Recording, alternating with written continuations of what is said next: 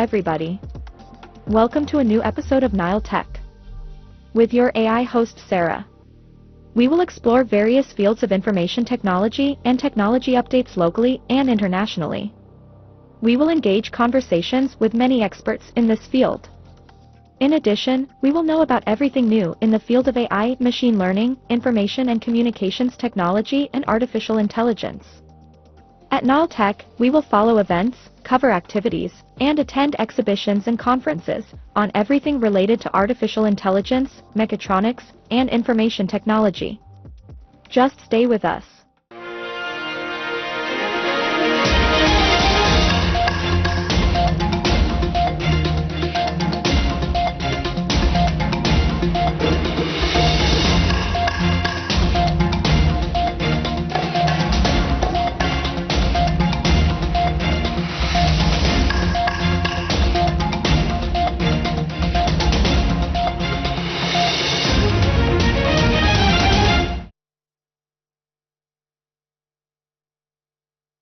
The Ministry of Communications and Information Technology reviewed the state's efforts to build a safe, productive, and sustainable interactive digital society in a dialogue session entitled "Putting People as a Priority in the Digital Age" within the activities of the World Urban Forum in its 12th session, which was hosted by Egypt under the auspices of President Abdel Fattah el-Sisi, President of the Republic, and organized by the Egyptian government in cooperation with the United Nations Human Settlements Program during the period from 4th to 8th November.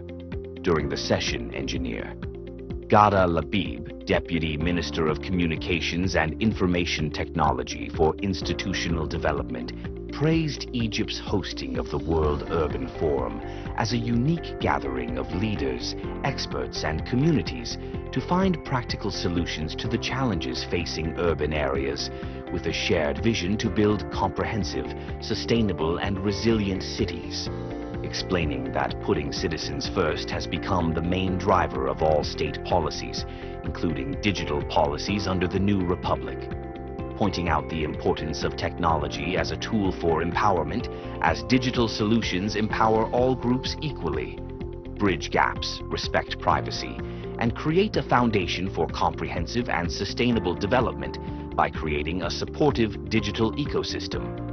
She pointed out the efforts of the Ministry of Communications and Information Technology to ensure that no one is left behind digitally and no one is left offline. Investments worth more than £150 billion have been pumped into implementing the project to improve the efficiency of fixed internet in Egypt and establish a new network of fiber optic cables. And work is underway to digitally empower about 4,500 villages of decent life, adding that the Egypt Digital Strategy was launched in 2018 to build a safe, productive, and sustainable interactive digital society. The Deputy Minister of Communications and Information Technology for Institutional Development explained that the ministry has completed training and raising digital awareness for about 1.2 million citizens across all governorates of the Republic to bridge the digital gap between rural and urban areas. Experience 20,000 years of technological progress in this century. The technological singularity is a point in time when technological growth becomes exponential, uncontrollable, and irreversible. This singularity is expected to happen when an artificial general intelligence is able to rapidly create more intelligent versions of itself and reach superintelligence. According to Ray Kurzweil, the technological singularity could happen by 2045, but many believe it could happen sooner than that. After the technological singularity, every single week and month could bring forth new technologies that surpass many of our wildest imaginations. And every year would feel like we've achieved a century's worth of technological progress. Initially, we could see the emergence of reversed aging in humans, programmable matter, portable quantum computers, replicators, antimatter-powered spacecraft, and robots that look indistinguishable from humans. Next, we could see technologies that seem impossible to us now, such as faster-than-light spacecraft, invisibility suits, holodecks, and black hole computers. But such exponential technological advancement could be a double-edged sword and could make our everyday lives extremely unpredictable. We could ride the wave of excitement, wonder, and amusement. But many of us could also be gripped by fear, anxiety, and confusion.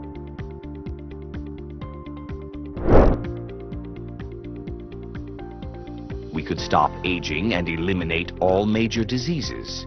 Imagine staying at the biological age of 25 and staying at that age indefinitely, or never worrying about getting a disease such as cancer. These advances in genetic engineering would be largely thanks to AI and quantum algorithms. We could also edit our genes to increase our intelligence, strength, and endurance. We could enable highly personalized medical treatments tailored to people's genetic makeups. Most of the food we eat could be genetically engineered as well. For example, we could eventually consume lab-grown meat more than regular meat. This would help us reduce carbon dioxide and methane emissions associated with meat processing. Scientists could even create entirely new organisms. Perhaps we could create bacteria that can break down pollutants in our air and water. And we could create new animals that can thrive on other planets, such as Mars.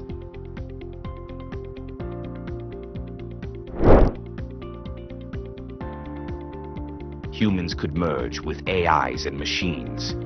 Using brain-computer interfaces, we could merge with AIs and gain enhanced memory, problem-solving skills, and notice patterns in our environment that regular humans can't perceive. Likewise, we could connect our minds to the internet.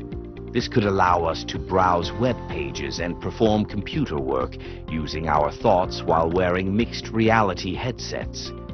Sooner than later, these capabilities could lead to the ability for us to communicate with each other using our thoughts, download skills and knowledge directly to our brains, edit our memories, record our dreams, and share our memories and emotions with each other. We may even upload our minds to machines, which may involve gradually replacing our biological neurons with synthetic neurons to help ensure that it's really us being uploaded to computers. But merging our minds with computers could lead to all types of problems. For example, mind hacking could become rampant by nefarious humans, and even harmful AIs created by those humans. Perhaps we could get our minds hacked wirelessly, especially when quantum computers are used to break through encrypted networks. In this brave new world, identity theft could take on an entirely new meaning. We could also see an increasing number of people with robotic arms and legs. This would be in addition to the increasing use of artificial organs and along with nanobots coursing through people's veins to detect and fight cancer and other diseases. In fact, some people might choose to become more machine than human.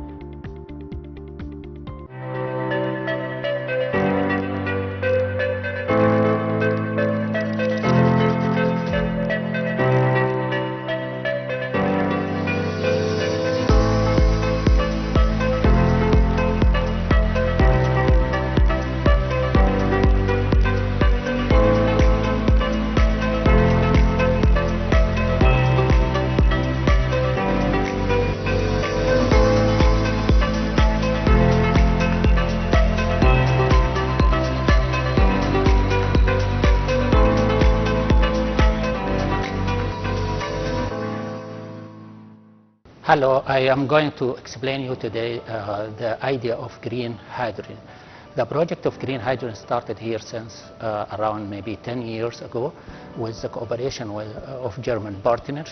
The green hydrogen means that you are going to do electrolysis of water to get hydrogen, and then you recombine it again with oxygen to get energy. It is very simple. If you look carefully here, you'll find a turbine which is working with water. Normally it is not water, actually it is hydrogen. The project started or the idea started really since 1839, long time ago, more than 150, when one England called Sir William Grove started the idea, if we electrolysis or deviate water to hydrogen and oxygen, if we combine them back, do we get the same energy or not? It started from this idea, the hydrogen fuel cells, and the research started up. And normally this research is actually combined with what happened in our region, in our Mediterranean or Middle East region. If there is a war, the idea started and the research become very fast. If there is no war and there is a peace, the idea start to stable and it is not more research in it. So if you look in this history, you'll find in 1959, for example, the research in fuel cells started very high, and then back in 56, and then in 73, and then 91, the Gulf War.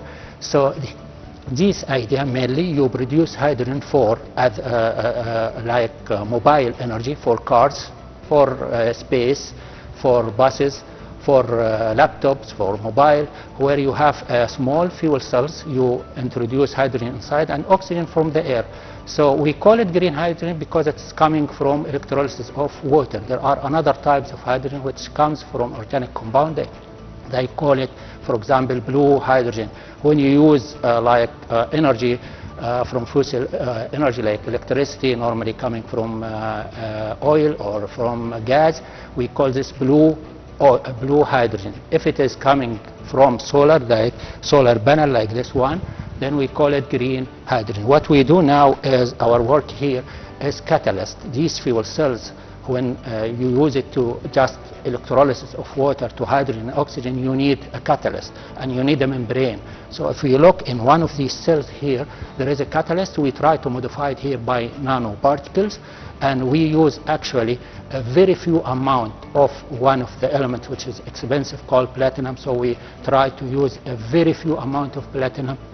Instead, we use nickel, titanium, other transition metals to have higher efficiency for electrolysis of water, at the same time higher efficiency for combination of hydrogen with oxygen. If you want to imagine this, just look in the rain when it starts with a spark. The formation of a spark, actually, it's coming from combination of hydrogen and oxygen. So you hear a very loud sound. This loud sound is the energy which we get it here in the form of electricity. I mean, like DC. So in Egypt, a lot of attention was given to production of hydrogen. If we look in, for example, in Ain Sokhna and Port Said, there will be a lot of stations, or we can consider it factories actually, for production of hydrogen, because the hydrogen now it is a kind of mobile energy that I can transport it to any country, particularly Europe. And from this, it is green also, means no environment pollution will be happen. So this attention in the future will be the future of energy. If we started from now production of hydrogen as this project will proceed, inshallah, I will consider it one of the top projects in the Middle East is the production of hydrogen. Production of hydrogen is not simple actually. It needs a big factory, electrolysis factory, either BIM or alkaline electrolysis, and it needs also deionized water, and it needs energy. Energy mainly taken from the solar, and this is why it is green. So if we have like solar panels like Banan, for example, station of Banan in the south of Egypt, and we have such energy from the solar panel, we can directly apply it to the cells, which is electrolysis, and we can get hydrogen. So if we get hydrogen, then we store it, compress it and store it, and then we can transport it to any country. As I mentioned at the beginning, it is mobile, where you can use it even in home. So in the future, I expect in some years that we have stations from hydrogen inside our homes, and that can operate our instrument in the home. We don't need classical electricity, which we have it at the moment. So if you ask me, for example, what will be the future in Egypt? I'm not dreaming, but it is a reality actually. The only country which started in the Middle East for production of hydrogen is Egypt now. We are lucky with this idea, and if we proceed, we will be at the top of production of hydrogen, or at the top in this industry. So now one can say, okay, but you consume energy to produce hydrogen. Yeah, right, we consume energy, but this energy coming from the solar, from the sun, okay? through the solar panels. So this energy is present already. We don't use it. So if we use it, we can make this energy, which is stationary energy, because solar panel is stationary, it is in one place. You cannot transport. You can't transport through wires. But I'm talking about cars. If you want to charge the car, then you charge the car with hydrogen. Instead of benzene, you charge it with hydrogen station. You ask me, is this project or this idea is present outside? Yes, in around 7 countries, actually, Germany, Australia, and USA, Japan. Some of these countries, they started this project earlier than us, and they are now have in Germany stations for fouling of hydrogen. Like in Ulm, in Stuttgart, in Munich, they have stations and they have hydrogen cars. They call it green cars. And this hydrogen car is electrical cars where the motor is electrical motors, and they have tank inside to just add hydrogen.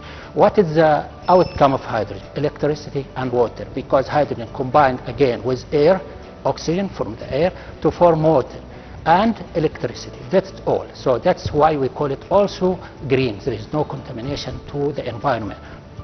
In this view, we can consider this energy as one of the top energy that can even used in space, not only in the Earth but in space. You will also ask about the safety. If hydrogen is safe to be used or not. Of course, hydrogen is an explosive element, and storage is one of the issues of the scientists. They work in different ideas for storage, and they reached actually a lot of like tanks or a lot of storage ideas that they can be safe if you store it in the car or in buses or in aeroplanes and stuff like that. Then you will ask me, what about the oils now? It will be decreased, yes, of course. Most of these countries which are producing oil, they are coming to the peak. Peaks means they are top and they are declined, they are going down. So the prices in the future will be so much expensive for the 1 barrel of oil, but for hydrogen will be much cheaper if we started. And we in Egypt, we are lucky that we have this, we can say, this thinking to produce hydrogen at the moment, and we will be one of these countries which now started. We can follow them in few steps, or in few steps we can reach them, and we be in their ways. Came to my mind, what is the role of artificial intelligence, AI, in the production of hydrogen? Actually, hydrogen is dependent on the catalyst. That is very important. And to produce catalyst, you need a lot of data set that you can apply it to any machine where you can produce these catalysts. There is a lot of ideas inside that you apply the artificial intelligence. In this case, the catalyst is not normal, just a substrate and layers on the top. No, there is a certain design, certain decoration on the top, where you use the information of artificial intelligence inside. In the old time, we was classical deposition or classical formation of layers in the top, but nowadays we decorate our substrate, our catalyst, by the idea of artificial intelligence or by the field of artificial intelligence a certain way, where we can even make a channel from a certain element in nano size or in angstrom size. So it's very, very small. Without, of course, this data, the big data and the artificial intelligence, we couldn't format this at moment. But since we have this data from a lot of work, we just go to the computer, apply, for example, okay, give us the idea how to deposit one channel, how to deposit one monolayer, one atomic height, or one, for example, angstrom. Then this data directly applied, and we go to the machine and apply this. That means we'll make a mass production of the catalyst in the future by using the artificial intelligence.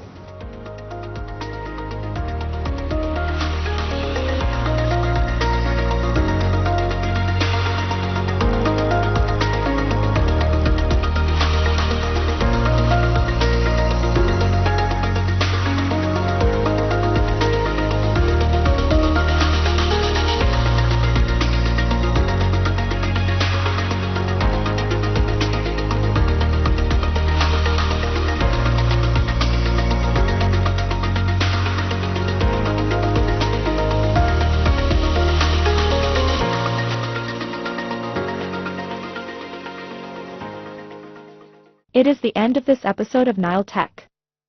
See you in a new edition with more updated subjects related to information technology and artificial intelligence.